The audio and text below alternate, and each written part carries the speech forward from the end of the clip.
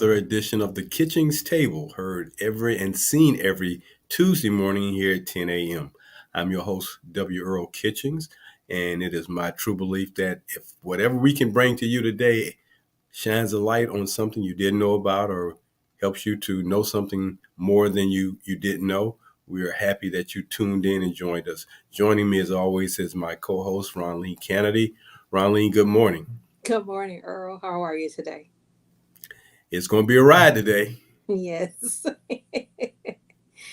I'm ready. I'm ready. I'm ready. So before I get started, what are your thoughts and feelings about this Department of Education in the state of Florida and the governor wanting to change the standards? And let's be clear about this. We're changing the standards in the curriculum for African American history only. I haven't heard about any other culture having their history changed. That may be because there are no books. Let's think about it from that perspective. There are no books. There have not been any books specifically here in America in the curriculum of our educational system that speaks on other cultures and what they did or didn't do or had happened to them or anything like that. I mean, I don't know of any book that was in the curriculum of the school system that was targeting or making a very poignant point about Native American history. And they are the true Americans, if we want to be technical about many things. So, what are your thoughts about it? So, just listening to the clips that I've heard dealing with our governor here in Florida, he stated that the reason why he's attacking the history, not because of the history itself, but because of everything that's tied to it. So we're talking about the critical race theory, we're talking about the queer theory, and all of those things. He said that has nothing to do with um, the African American history. So when you're talking about tying it to one another or what have you, other histories that I've read during my lifetime in the school system were already into the American history book. So with that being said, I just think that we do not need to be sidetracked as to what American history is, what the contributions have been, and moving forward, making sure that every state, their history is protected. We've played an intricate part in the American history role, and so we should be recognized for that fact instead of being demoralized as we always have been from one aspect to another. Well, it's interesting that a governor is so immersed in wanting to make these type of changes in a in the educational system, and then when you think about what we're talking about, and when we talk about the fact that the First Amendment gives you freedom of speech, which means that speech could be either verbal or written. So we haven't had a lot of history shared with our children and our students, our adults, so that when the history does come forward, we are uh, somewhat surprised at times as to what that history is, pleasantly surprised or otherwise. But no matter what, it's a part of our history, and it shows us that we need to be very good stewards of the information that comes forth. So, uh, while this may be somewhat negative in the fact that he's bringing this forward, Just like the yin yang, it helps us to get some positive things, bring some positive things forward. So I'm definitely not in favor of what he is doing and how he is doing it. And he continues to be on this march to seemingly destroy so many things that are important to people and cultures around the nation, or at least in the state of Florida, per se. Let me leave it there, in the state of Florida. But here you are trying to run for president, and you don't think the things you say or the things you do or the combination of the two have an impact on people, uh, to how they see you and perceive you, and whether or not they feel you are the kind of person who needs to lead the country. We've already gone through one situation of a guy who is detached. So DeSantis seems to be detached in his own way, but he's detaching the state because things are happening in the state that he would have never thought of. Teachers are leaving, employers are leaving, uh, things are just flipping over. But this, I believe, really puts a different spotlight on him and his mindset. And we have to continue to understand that it's going to be like this. Yes, I definitely agree in that regard. Like you said, in his address, he's thinking, you know, that we don't really understand what his agenda really is. And then for him to make the kind of moves that he has made here in Florida, just spells out what his agenda has been the entire time. And that is to run for president. And um, this democracy, as we see it, those changes are going to take place in one way or the other if we do not put a halt to it. So, as one of the clips that I saw where he says, you know, he's going to stop woke, meaning that that is going to die, in his words. And so, think about just us as for people who have studied history, historians, and things like that. If there is no more history to be talked about or whatever, your job goes away. I heard that, libraries are already in question as far as will we have libraries in the near future.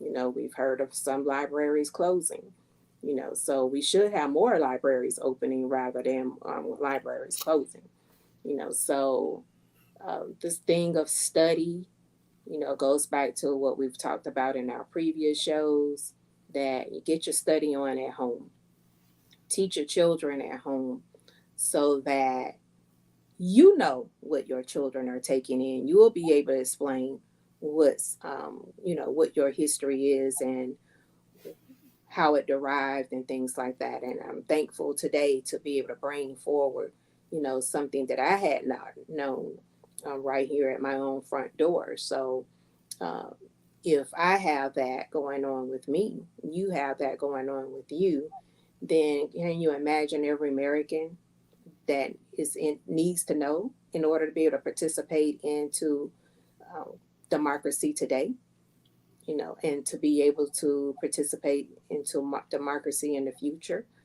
to know what we're talking about when they see the news, and having to decipher all of that, what to say to their children, grandchildren, great grandchildren, and other generations to come.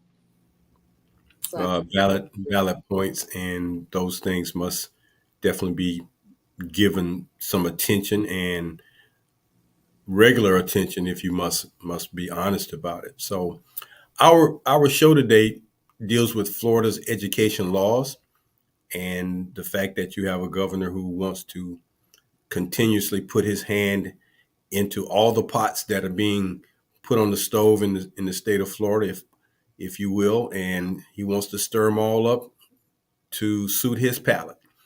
So I want to open this show up today as we go into our discussion points with a quote from George Orwell's novel 1984, his dystopian novel 1984. And the quote says this: Who controls the past controls the future. Who controls the past controls the future. Who controls the present controls the past. Who controls the present controls the past. That's a lot to take in based on the way that is written. But when you sit down and truly think about, you know, controlling the past controls the future, controls the present, controls the past. Okay. So what we're going to talk about today is some of the things that are going on with these new educational standards being changed and the new laws. And I think that's one of the things that is so um, sad in this situation, that these things that this I don't want to say dictator, but authoritarian style type governor, because he only wants it to be his way. When you start passing laws, you start making it a law to change educational values. So I want to start off by first giving some background as to the Department of Education and the commissioner here in Florida, Commissioner Manny Diaz Jr., and the fact that he is the person really out front of the educational system here in the state of Florida, but he is in tandem with the governor, and they are both saying the same things and supporting each other. But let me give you what the mission of the Department of Education states. The mission of Florida's early learning 20 education system is to increase the proficiency of all students within one seamless, efficient system by allowing them the opportunity to expand their knowledge and skills through learning opportunities and research valued by students, parents, and communities. It goes on to say that their vision that Florida will have an efficient, world class education system that engages and prepares all students to be globally competitive for college and careers. The Florida Department of Education State Board is made up of 7 individuals. 5 of the individuals are women. No one who sits on this board is black, at least from what I can see and understand. I had to question one, but I could not find any information. So I'm gonna leave it that is made up of 7 individuals, and 5 of them are women. Uh, the chairman is Ben Gibson. Vice chair is Ryan Petty, Monisha Brown, Esther Bird, Gracie Christie, Kelly Garcia, and Mary Lynn Marger make up the state board. So now the new requirements under House Bill 7, and this is what the uproar or the disenchantment is. House Bill 7 requires students learn history of the African diaspora and develop an understanding of the ramifications of prejudice, racism, and stereotyping on individual freedoms, and examine what it means to be a responsible and respectful person for the purpose of encouraging tolerance of diversity. There are a lot of words in there that we can just dissect and try to make sense of how they put all this together. But individual freedoms, examine what it means to be responsible and respectful. Hmm, respectful. So, where's the respect coming in when you attack one particular culture based on them being attacked over and over again in the course of their history here in the United States? The standards include, but are not limited to, K through 5, identifying notable African American figures and their contributions to U.S. history, and examining life of early slaves in North America. And I'll just give a point on that particular thing for elementary schools. I visited an elementary school classroom one time in the last 5 or 6 years, just so you know it wasn't a long, long time ago.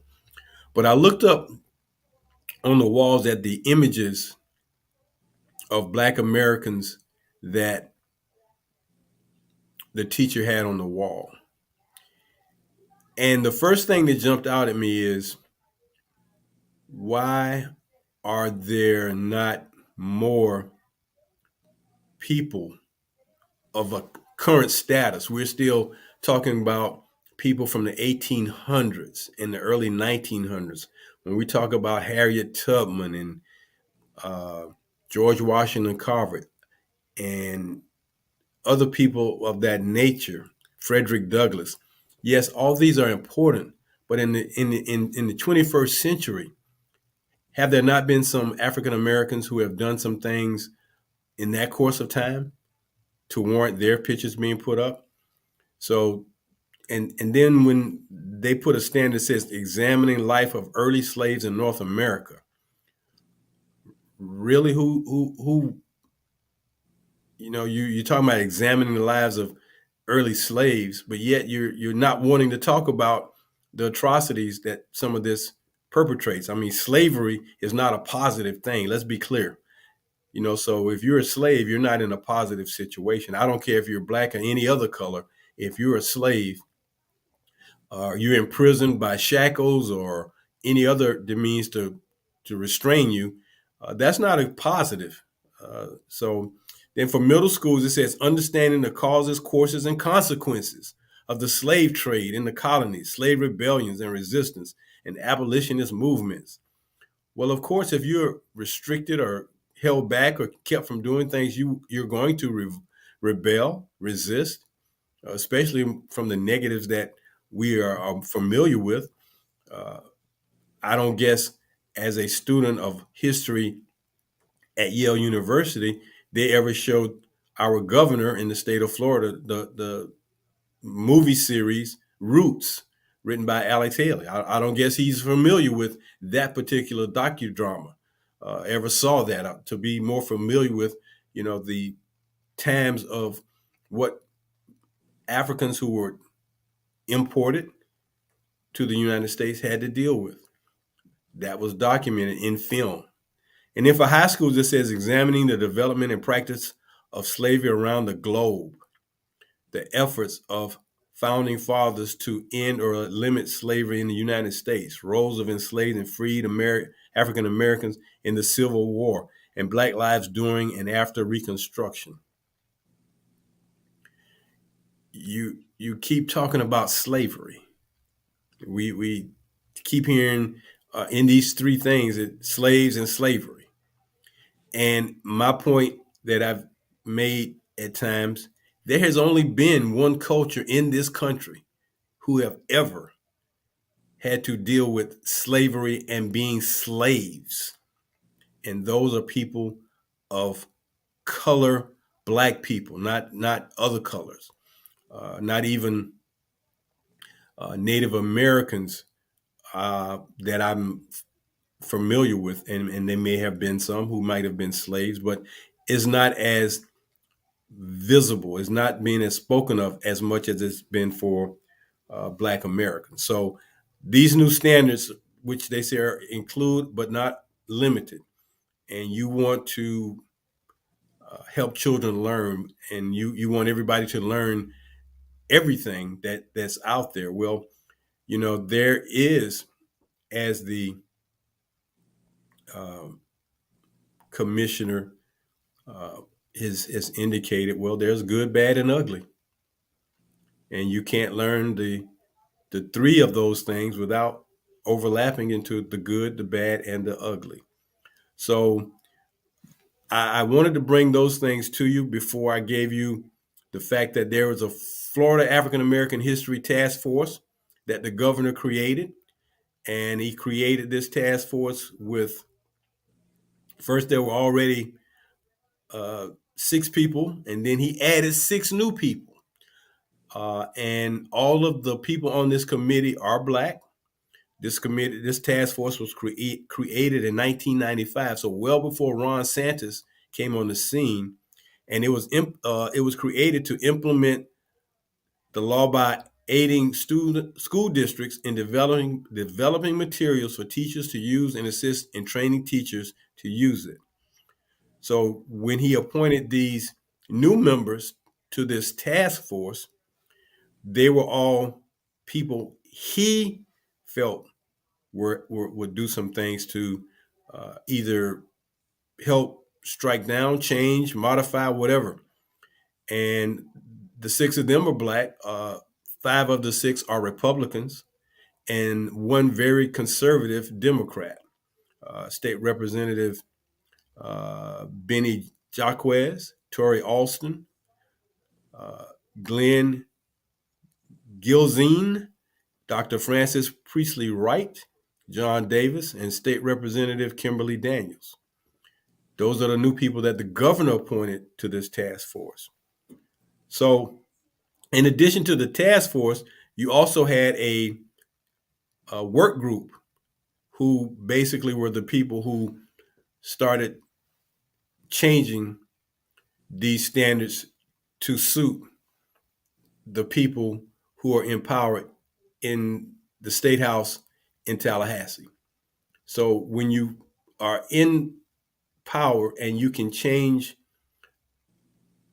the people who are going to make decisions, when you are in power and you can change who the Supreme Court justices of the state are, when you can just change everything to suit and fit your agenda, and almost not feel that you represent or work for every member, every Floridian in the state. Just like the president, you're not working for a particular area. You work for over 300 million citizens. So when you say we're all people, you're not speaking for all. And when you say, we all feel this way, no, we don't all feel this way. You're dissecting it the wrong way. Your particular views are seen by your particular constituents. So when you say all, you should say all my constituents see it from my perspective, but not the entire state, not the entire country, because not many people see it the same way you do. And they're not happy about how you're doing it and the fact that you just strong arm some of these things. So, Ron Lee, let me just ask you this. Could you, or do you, or are you aware of what the acronym WOKE stands for? Uh, tell us. Okay, I wasn't trying to put you on the spot. I was just asking because uh, the acronym stands for wrong to our kids and employees. Wrong. So when you hear, folks talking about the woke theory and we want to stop woke or things of this nature, they want to stop any efforts to do wrong to our kids and employees. And it is considered uh, also as the Individual Freedom Act, the IFA. So if you hear woke or IFA, but the law prohibits teaching or instruction that espouses, promotes, advances, compels students or employees to believe uh, any of the eight concepts. They have eight concepts that they put forth. I'm not going to go through all of those. But I found it interesting that a reporter spoke to one of the members of the Board of Education, State Representative Benny Jaquez, and he said that he was the only one that would speak to him, and he asked him, "Well, what does woke mean to you, sir?" Well, woke to me is a Marxist ideology. So it's a divisive ideology that pits people against each other based on the way they look. Now, you have to take into account when he says the way they look. Do you mean their physical appearance or their skin color? You didn't really state which one, but we kind of understand what he means. And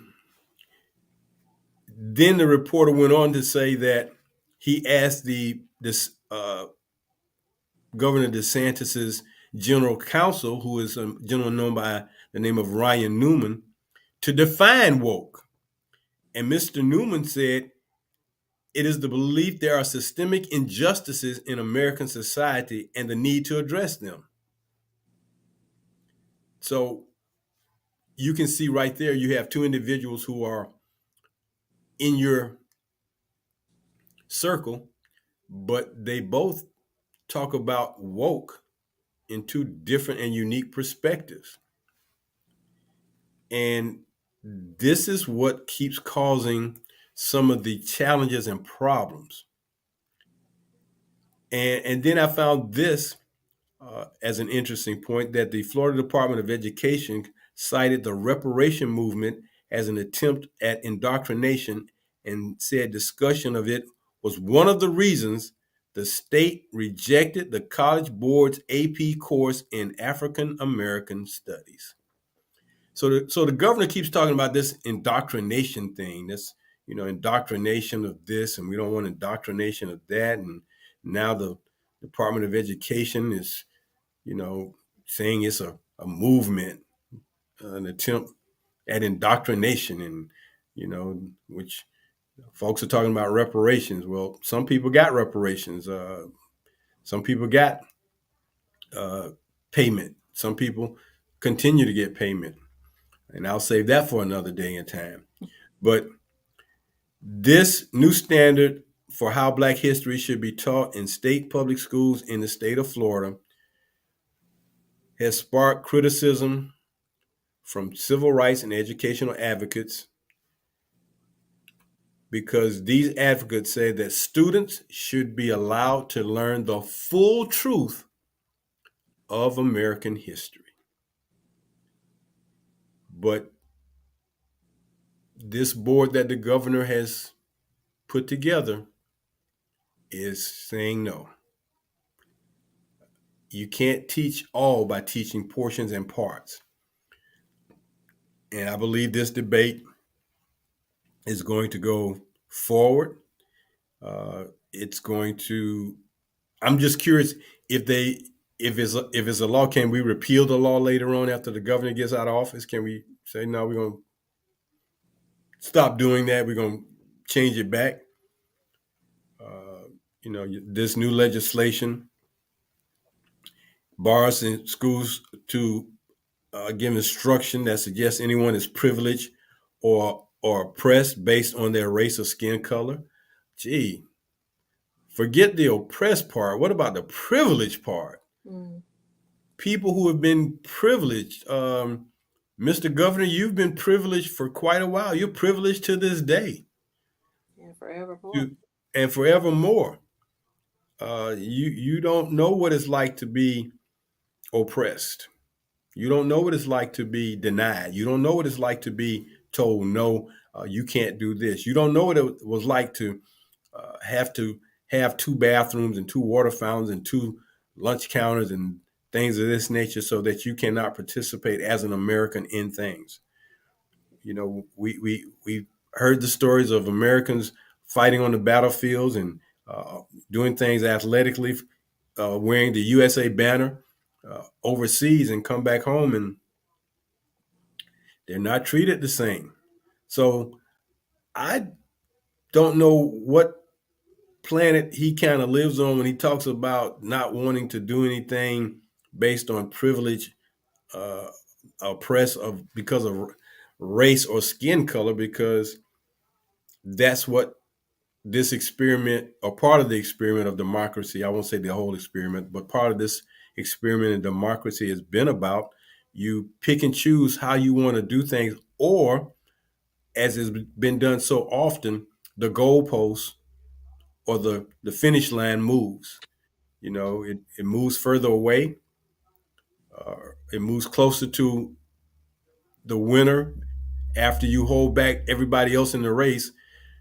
You let someone get a large lead, and then when it gets to about 45 meters in a 50-meter race, you tell everybody else go and catch up and try to win. Mm. So we talk about privilege, and oppressed, but they do this to those individuals who are privileged, who have not had privilege and who have been oppressed. And this thing that continues to be fighting wokeness, I don't even, when this came about, I wasn't sure why it came about, but saying wrong hour kids and employees, okay. So folks flip that woke thing different ways to suit them. Uh, and listening to something that a clip of uh, the Congresswoman from Georgia, Marjorie Taylor Greene, Green Taylor, talk about um, her viewpoints. They are so slanted and outrageous that you have to just shake your head when she says things, because it's, you just wonder what are they reading, what are they looking at, what, it's just, where is this coming from? But these standards that this governor and his purported work group have put out in front um, is amazing. What do you think? Hmm. I'll tell you more after the break. This is the Kitchings Table, heard on Tuesday mornings at 10 a.m. So we ask that you join us here online or by any other social media platform to get our thoughts about things going on in the world as we know it. We try to be as objective as possible, but sometimes objectivity is just not possible. We have to be a little, maybe 51% as opposed to being at 50%. But this is the Kitchings Table. I'm your host, W. Earl Kitchings, along with me, my co-host, Ronleen Kennedy. And our topic today is Florida's educational laws in light of the fact that the state of Florida, its Department of Education, its Commissioner of Education, its governor are changing the standards for how African American history is being taught in the state of Florida. And these standards were created by a group of 13 educators and academicians. I looked to see if I could find the names of the 13. I could only find two. Uh, One was Dr. William Allen, who challenged Vice President Kamala Harris's comments that she made. She felt it so important that she had to come to Florida to say something. She couldn't take it any longer. I got to go down there and say my piece. And Dr. Francis Presley Wright, also on this work group. And these two individuals, Mr. Allen is a former chairman of the U.S. Commission of Civil Rights, and Miss Priestley Rice is a former uh, lawyer. Um, and I did find one other person. I'm sorry, it's by a guy by the name of Paul Burns. I believe he might be on this work group. But the fact that they have felt the need to follow the governor in this path of changing things. And both Dr. Allen and Dr. Rice are African Americans, are black, and you know we have to come to the realization that just because you're black doesn't always mean you're going to line up on a specific side where all black people feel that we should be, because God gave everyone a opinion, a right to have a say. So it's all well and good. Like I said, this experiment of called democracy is all well and good, but when you want to make it as detrimental as this is, when you say that, well, black people benefited from slavery, personal benefits, you learned some skills and you were able to use it later on in life that helped you out. That's quite interesting. That comment came from the governor. Uh, I wonder what it would feel like to him if someone restricted him and put him in that situation, how he would respond if he was told when to go to do this or how to do something, and you can't have and you can't do things. I'm sure he would lose his mind. he would be out of his mind, And so I don't think individuals take into account all the feelings that people may experience when things such as this are put in the forefront. There are textbooks for the study of African American history that are being basically considered to be removed from schools. You have professors at the collegiate level who now have to wonder, I'm a specialist in African American studies, but now you're telling me I can't teach this in a state public school of higher education on a college campus. So my only reprieve may be to go to work at a private college, which the governor has no control over, or at least doesn't have any control over yet. The way he does things, he'll find a way. I mean, this guy's his mission is just really, really uh, unbelievable. So when we talk about teaching children the full history and making sure they know the good, the bad, and the ugly, well, let's leave it at that. Let's let them learn, and they can make up their own minds. You're trying to protect some students and hurt the other ones while you're trying to protect everyone for learning the history. The history is what it is. I mean, the history is what it is. It happened. It's been documented, and as much as you want to minimize it, it was what it was. The Civil War happened. Slavery happened. People were brought over here on ships to help develop this country. It happened. It happened in a very ugly way because you had to chain folks down on ships and bring them over here and make them do. You had to teach them a way they were not accustomed to. That's the part that some people, like the governor, maybe don't really understand. I wonder how he feel if he knew his ancestors had to go through such atrocities. So uh, I never hear him talk about other cultures' history, and he is of Italian descent. There are some atrocities made against Italian Americans in this country. Uh, I don't hear him wanting to change those history stories, standards. Maybe it's not. Maybe it's because there's no true book on Italian American history. I don't know. But these are the things that we have to bring up in order to make sure that this notion of taking us backwards, because that's what some educators and academicians are looking at, and some civil rights individuals are looking at. You're trying to turn the clock backwards to go back to a time that was not a good time for some people, all in for the sake of what? What is your real purpose of wanting to go backwards to move and change things? You know, you bring up slavery. I thought we were beyond talking about slavery to a point where it can be talked about at this level. We have other things that we need to be talking about. There are other things that we should be doing from a positive standpoint uh, to better race relations in this country. But you keep going back to a time that was 200 years ago, 100 years ago, 400 years ago, and you know, it's not helping. But you want to change the standards. Don't teach this, but teach that. Don't say this, but say that. Don't say woke. Don't say critical race theory.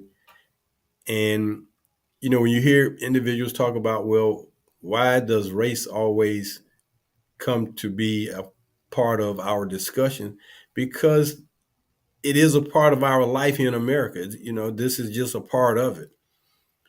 And when equity and fairness and truth and justice becomes more bold to take care of those who have less and have been treated the worst, then maybe that discussion goes away. But um, when you still have situations where people are killed, uh, under the guise of law and order for no reason. When you have people uh, accosted and treated any kind of way because they're filming policemen doing injustices to a black citizen. A woman was videoing a picture of police officers dealing with a, a guy who supposedly was stealing out of a store, and they threw her to the ground as if you know she had no right to do that. And so when you see all of these things factor into what's going on, but nobody speaks up about those atrocities, those injustices. But we want to make teaching Black history a big thing. And as some of us understand, there's a thing of distraction that causes you to take your eye off the prize. So if I do something over here to distract you, you'll stop worrying about what you really want to worry about, because now I got you thinking and doing something over here, and now I can do what I wanted to do, because now you're not talking about the history of African Americans, or you are talking about the standards, so we can do something else while you're not looking. So this distraction has become a part of a political base that this is the way they operate. They're not in wanting to do any laws for the positiveness, uh, so it seems. And as we continue to go forward, we will see how this continues to play out. I'm looking at a comment that the governor made uh, when he talks about, uh, it says that the governor, uh, this comes from a gentleman by the name of Andrew Spar, says the governor is pursuing a political agenda guaranteed to set good people against one another, and in the process, cheating children, cheating our kids. Um, we want our kids. You want a world class educational system. How do you achieve that if you don't talk about everything? I thought that's what education was about, teaching you about everything. But for those of us who have had to deal with this throughout our lifetime, we continue to fight a fight to bring about those things that are needed to be spoken about. And this is going to be one of those historical things. I wonder if this is going to be put in the history books. I was thinking when you asked me what was woke, did I know what the acronym stood for? The first thing, in all of the reading that I've been doing, to me, it stands for War on Kids and Employees. You know, Not woke, not wrong, but war. war, Okay. you know, um, because when the children, how are the children going to learn? They have to go to the classrooms. If they're not going to be taught at home, or they can't be taught everything at home, because whoever is at home don't know everything, right? The Hmm. different subjects that they need in order to be successful, at the end of the term of learning from K through 12. So with that being said, that's where the school system comes in. They have a way of being equipped to for them to learn, to be able to catch on, through repetition, and reinforcement of what they're learning or what they're comprehending. And it is their job to find out, is there any breakdown into their learning process. Hmm. But now, if the employees, if the teachers are who are educating your students, if they are afraid to be able to teach what is being administered, because they don't know if they're going to be fined, they don't know if they're going to lose their jobs, and it has nothing to do with misconduct. It's all about teaching what's in the book. And then, who wants to teach something? I heard Ron DeSantis say, you know, um, basically, he doesn't want to do something that's wrong, right? He doesn't want to lie to people. That's what he was saying. Really? But who wants to be in the classroom lying to their students when they know it's a lie? Because they are the ones who had to study history first. This they, in order to be educated and be able to be an educator, they had to be educated first. They had to do their research, in order to go through their studies or whatever, in order to make the grade, in order to get earn their degree. So in their research and what they were taught and the people that they learned from, who probably was there firsthand, or they have books that they've read, things that were left behind, artifacts or what have you. You cannot, overlooking those things. So who wants to be, you tell you tell your students not to lie, you tell your children not to lie, but you're going to continue to lie to your children and sell them what? So, um, that's where I am with the war on kids and employees. Well, the governor signed this bill into law that restricts teaching about race in the classroom. Now, here again, we talk about race, and when we talk about race, we're talking black and white. We don't talk about no two other colors, no two other races. It's always black and white. And you make a good point when you have teachers who are learning historical data, historical facts, historical information that they want to teach to students who want to become history professors, history teachers. They want to learn. I mean, and it's a lot of books, millions of books. And when people have taken the time to research and compile to make a book to bring about facts, uh, you know, but when you don't want those facts to be minimized. But when you have people who want to create, as it was brought out a few years ago, alternative facts, aka lies, is difficult. So now teachers can't teach because you might lose your job. Teachers can't teach because you could go to jail because you're breaking the law. Because a governor and his political powers in Tallahassee have created these things where it's structured in a very tight vacuum almost.